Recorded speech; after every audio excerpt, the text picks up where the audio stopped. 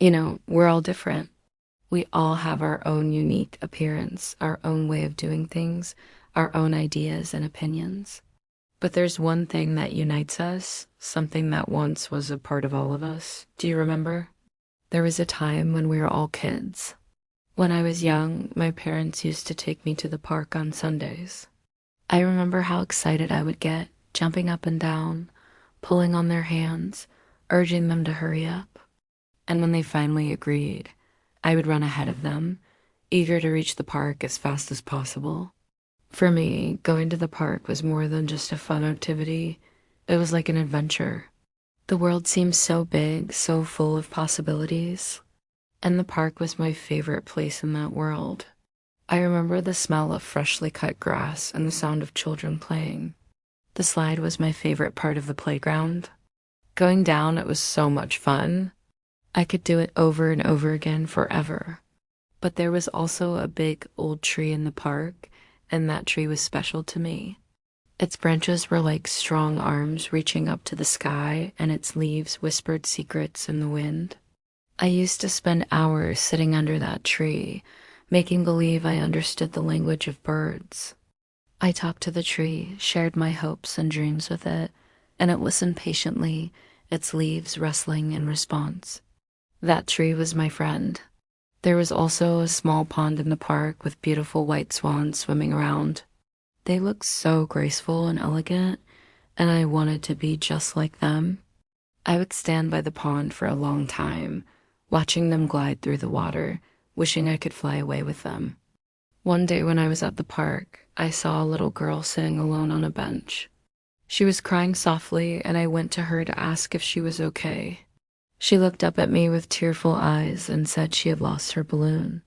It had floated away into the sky, and she was too sad to do anything. I remember feeling a surge of empathy for her. I knew what it was like to feel helpless and scared.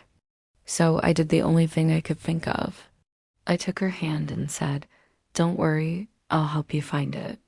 Together we searched everywhere, but the balloon was nowhere to be found.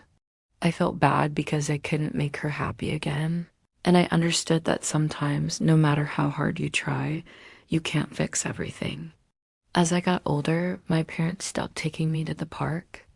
I started school, then middle school, then high school, and life got more complicated. There were tests to study for, friends to hang out with, and problems to solve. The park and the tree became nothing but a distant memory. Years passed, and I rarely thought about the park. I had a new life now, filled with new people and new experiences. I met amazing individuals who taught me so much, and I loved learning from them and growing as a person. I discovered passions and hobbies, and each day brought new challenges and opportunities. Then one day when I was grown up, I heard a quote that said, "Never stop chasing butterflies." I thought it was strange because butterflies are so elusive and delicate. How could anyone possibly chase them and not end up empty-handed? But as I pondered the quote, it occurred to me that chasing butterflies wasn't really about catching them. It was about appreciating their beauty and freedom, about embracing the joy and wonder they brought into my life. I remembered the little boy I once was running through the park, chasing butterflies. He didn't care about time, money, or success. He was too busy marveling at the world around him. He didn't understand why the sky was blue or where the clouds came from, but he didn't need to understand. He just needed to experience the world with all his senses. The other day, I came across a small garden. It wasn't a big or fancy garden, but the moment I stepped inside, I felt a sense of calm wash over me. There were all kinds of flowers and plants growing there. Some I recognized and some I didn't. But it didn't matter. What mattered was the beauty of it all, the colors, the textures, the smells. And then I saw them, a group of butterflies fluttering around a patch of bright yellow flowers. They were so beautiful, so delicate, and I couldn't help but smile. In that moment, I felt like a child again, full of wonder and delight. I sat down on a nearby bench and watched the butterflies dance from flower to flower. I closed my eyes and breathed deeply, taking in the scent of the flowers.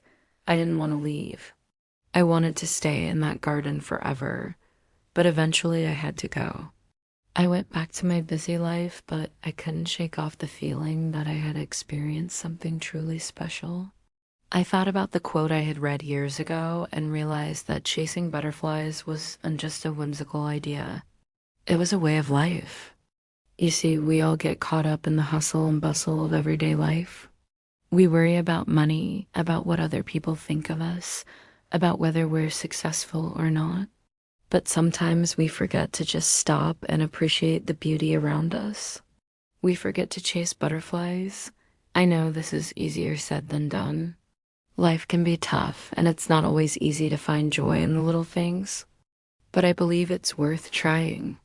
I believe that if we make an effort to chase butterflies, to find beauty in the everyday, we'll be happier. It doesn't mean we have to quit our jobs and move to a tropical island. It doesn't mean we have to drop everything and follow our dreams. It just means we have to be open to the possibility that happiness can be found in the most unexpected places. So here's my advice to you: embrace the present moment. Be thankful for what you have and look for the beauty around you. Don't worry about the past and don't stress about the future. Just focus on the now. This is your life. It's precious and it's happening right now. Don't waste it chasing things that don't make you happy. Instead, chase butterflies. I'm not sure who needs to hear this, but I believe it's important to remind ourselves of this sometimes. We all need a little encouragement to remember what's really important in life. Thank you for listening to my story. I hope it brought you joy and reminded you of the importance of embracing the present moment. If you enjoyed this video, please don't hesitate to hit that like button and subscribe. Your support means a lot to me. Also, feel free to share your own thoughts and experiences in the comments below. Who knows?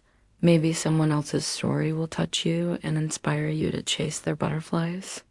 Until next time, take care and remember to always find time for the little things in life.